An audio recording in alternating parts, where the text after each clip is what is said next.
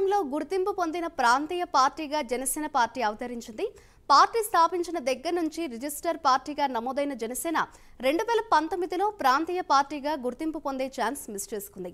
ఒక పార్టీ ప్రాంతీయ పార్టీగా నమోదు కావాలంటే రాష్ట్రంలో పోటీ చేసి 6% ఓట్లను సాధించాలి. కనీసం 2 ఎమ్మెల్యే సీట్లు, 1 ఎంపీ సీట్ను గెలుచుకోవాల్సి ఉంటుంది.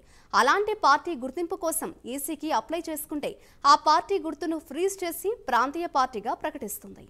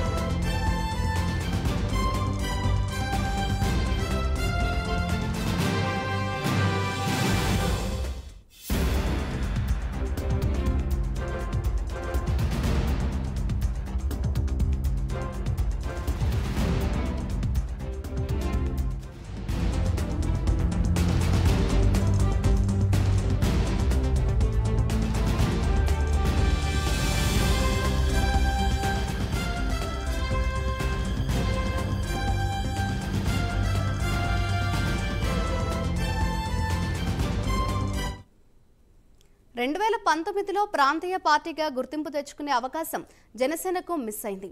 ఒంటరిగా బరిలోకి దిగిన జనసేన పార్టీకి 6% ఓట్లను, కొంచెం తక్కువ శాతం ఓట్లు వచ్చాయి. ఒకే ఎమ్మెల్యే గెలవగా ఎంపీ అభ్యర్థులు ఖాతా తెరవలేకపోయారు. దాంతో జనసేన పార్టీ గాజు గ్లాసు గుర్తును ఎన్నికల కమిషన్ ఫ్రీ సింబల్ గా పెట్టింది. దాంతో 2024 ఎన్నికల సమయంలో జనసేనతో పాటు పలువురు ఇండిపెండెంట్లకు ఎన్నికల కమిషన్ గాజు గ్లాసు గుర్తును కేటాయించింది.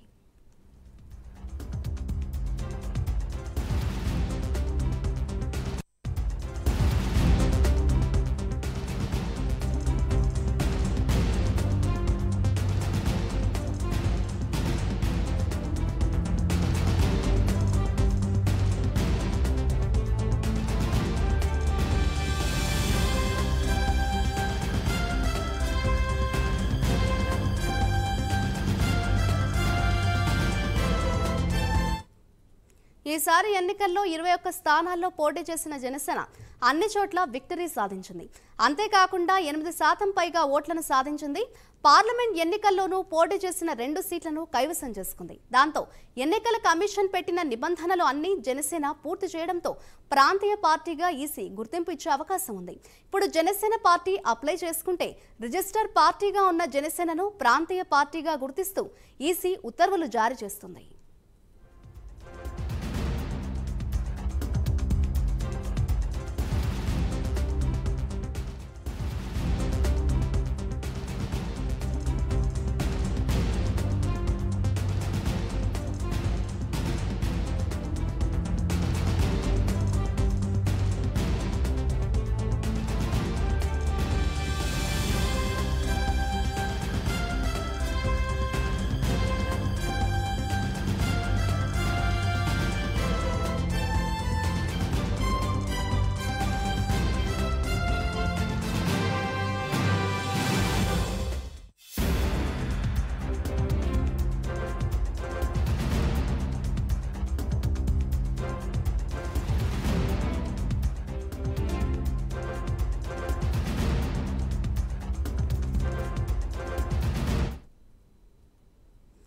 దేశంలో గుర్తింపు పొందిన ప్రాంతీయ పార్టీగా జనసేన పార్టీ అవతరించింది. ఇదే అంశంపై మరింత సమాచారాన్ని మా ఏపీ బ్యూరో చీఫ్ రాజు అందిస్తారు. రాజు, చెప్పండి, దేశంలో గుర్తింపు పొందిన ప్రాంతీయ పార్టీగా జనసేన పార్టీ అయితే అవతరించింది. దీనికి సంబంధించిన డీటెయిల్స్ ఏ విధంగా ఉన్నాయి?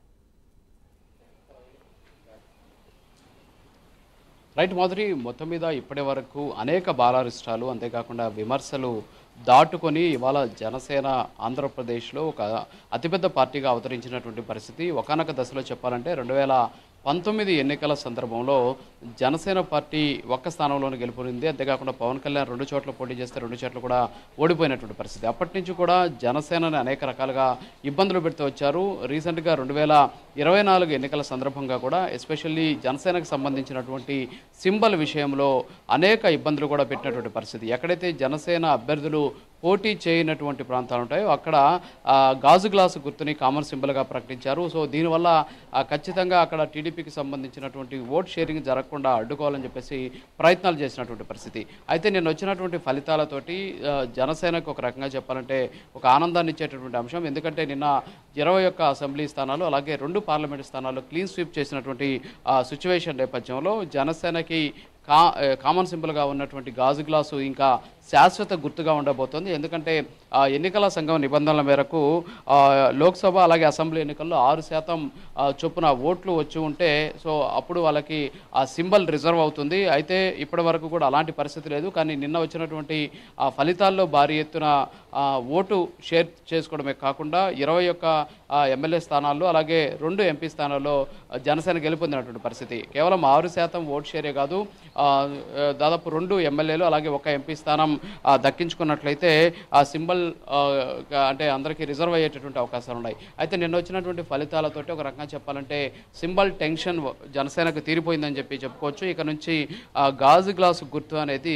జనసేనకు మాత్రమే సొంతమైనటువంటి పరిస్థితి. సో ఏదైనప్పుడు కూడా ఇప్పటి వరకు జనసేన అనేక ఇబ్బందులు క్రియేట్ చేశారు. అంతేకాకుండా సింబల్ విషయంలో కూడా చాలా ఇబ్బందులు పెట్టినటువంటి పరిస్థితి. ఎందుకంటే మొన్న మనం చూసాము చాలామందికి కూడా అంటే జనసేన పోటీ చేయనటువంటి అసెంబ్లీ స్థానాల్లో గాజు గ్లాసు గుర్తుని ఇచ్చినటువంటి పరిస్థితి. సో ముందుగానే దాన్ని వైసీపీకి సంబంధించినటువంటి కొంతమంది అనుచరులతోటి అక్కడ గాజు గ్లాసు గుర్తు వాళ్ళు తీసుకునే విధంగా కూడా వైసీపీ కుట్రలు పడినటువంటి సిచ్యువేషన్. సో సింబల్ అనేది ఖచ్చితంగా ఒక పార్టీకి ఎంతో కీలకంగా ఉండేటటువంటి పరిస్థితి. సో అంత కీలకమైనటువంటి అంశంలో కూడా ఇబ్బందులు పెట్టినప్పటికీ కూడా ఏమాత్రం ప్రజలు వెనక్కి తగ్గకుండా తాము జాగరూకతతోటి ఈసారి ఆ ఓటు బ్యాంక్ని వినియోగించుకున్నటువంటి పరిస్థితి, తాము ఆ ఓట్లను వేసినటువంటి పరిస్థితి. ఈ నేపథ్యంలోనే భారీ ఓట్ షేర్ని నమోదు చేసుకోవడమే కాకుండా 21 అసెంబ్లీ స్థానాలు అలాగే 2 పార్లమెంటు స్థానాలను కైవసం చేసుకున్నటువంటి సిచ్యువేషన్ కనిపిస్తోంది. మాధురి. అయితే రాజు ప్రాంతీయ పార్టీగా గుర్తింపు తెచ్చుకుంది. అలాగే ఎలక్షన్ రిజల్ట్స్ లో చూస్తే 8% ఓట్ షేర్ వచ్చింది కాబట్టి ఈసీకి ఎప్పుడు అప్లై చేసుకునే అవకాశం ఉంది. అలాగే ప్రాంతీయ పార్టీగా అవతరించడానికి దానికి సంబంధించి అటు జనసేన నేతల టాక్ ఏ విధంగా ఉందని అనుకోవచ్చు అంటారు?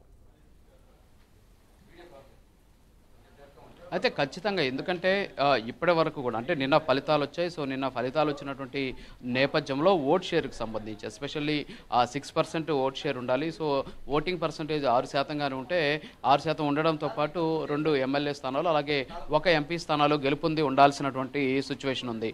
సో నిన్న జరిగినటువంటి ఫలితాల్లో భారీ ఎత్తున ఓట్ షేరు జనసేనకు వచ్చినటువంటి సిచ్యువేషన్, అలాగే 21 అసెంబ్లీ స్థానాలు అలాగే 2 పార్లమెంటు స్థానాలు గెలుపొందినటువంటి సిచ్యువేషన్. సో ఇది ఒక రకంగా చెప్పాలంటే టెక్నికల్గానే ఇది సింబల్ అనేది రిజర్వ్ అయిపోయినటువంటి పరిస్థితి.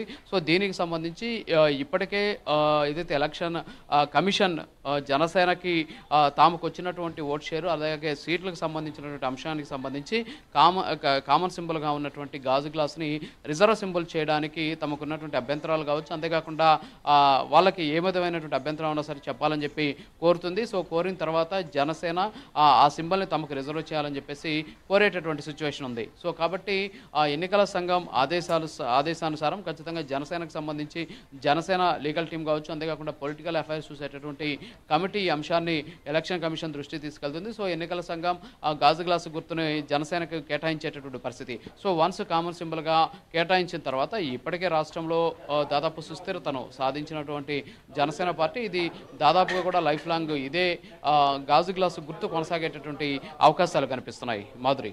Right, thank you Raju.